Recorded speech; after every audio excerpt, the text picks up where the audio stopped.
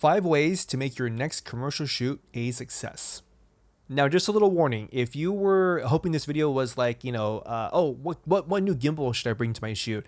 Should I use a zoom lens or prime lens? What kind of lens filters should I use? I have a lot of videos on all these topics.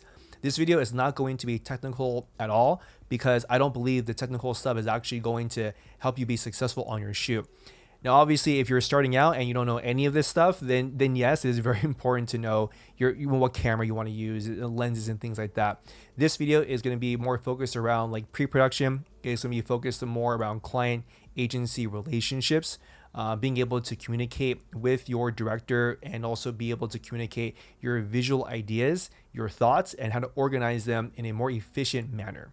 Let's get straight into it by talking about the first way you can make your next commercial shoot a success, and that is crafting a story that can help the business, the client, or the agency solve a problem that they have. But one of the most important aspects of commercial production, of creating a commercial or an ad, if you're working for a client or working for an agency, is how are you doing your best to solve their problem? An example of this is a recent shoot that we did for a health spa or a nail spa, and they wanted to differentiate their services from your typical nail spa. And so the pitch from me to the agency and to the client was essentially, how can we take a customer, their experience of walking into the store, not knowing exactly what they may be offering, having a staff member or an employee show them their services, welcome them in, make it very warm and inviting, and then being able to actually deliver on their promise of the services that they offer. And as you get better at problem solving, just like in life, you become that go-to person. Now the client, now the agencies are going to be requesting you more because of your track record of solving their problems. Number 2, storyboarding to visualize the concept you have.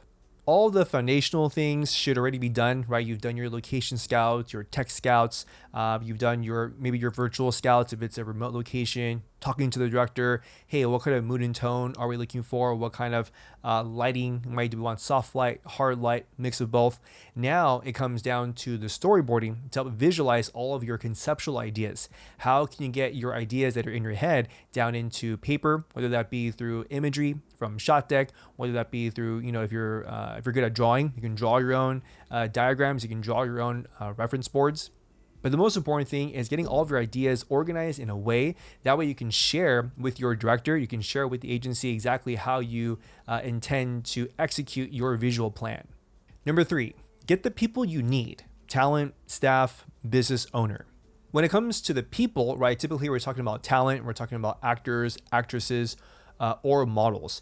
Now, if you are shooting an ad or commercial where there's no dialogue, 9 out of 10 times it's better to go with a model because they are trained to, show off a product and to look good in front of camera with your product. If you have dialogue, even if it's like, 2 or 3 lines, I highly, highly recommend don't go with a model. Go with someone who actually knows acting, who has been taking acting classes, so you can ask for their acting reel, right? Again, you don't have to be hiring Brad Pitt or something, or George Clooney, but someone who is very versed in the art form of acting, right? One of the best resources you can use is Backstage. I've used Backstage in the past to hire talent for different types of commercials and different shoots. And again, if you need models, they also have a catalog or library of different people, right? Different age groups, different heights, different backgrounds, and you can see their previous work as well.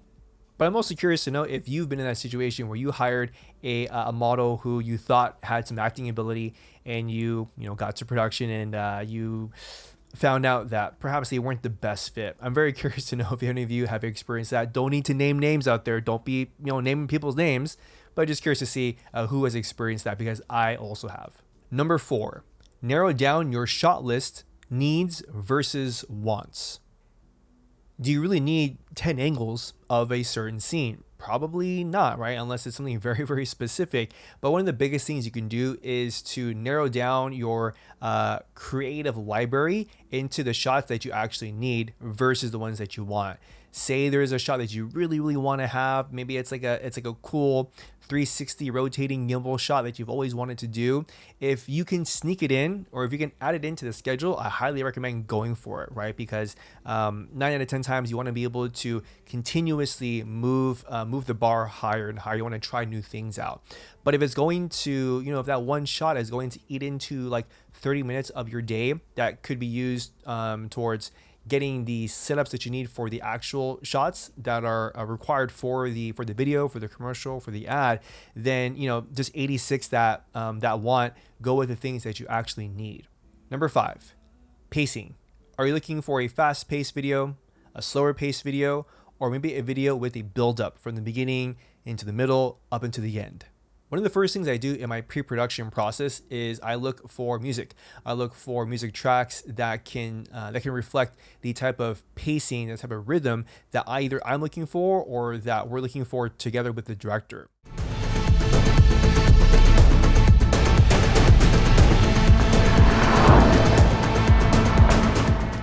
Maybe it's a build-up type of video where you're introducing your characters at the beginning. They have some sort of problem or some sort of challenge that they're working through.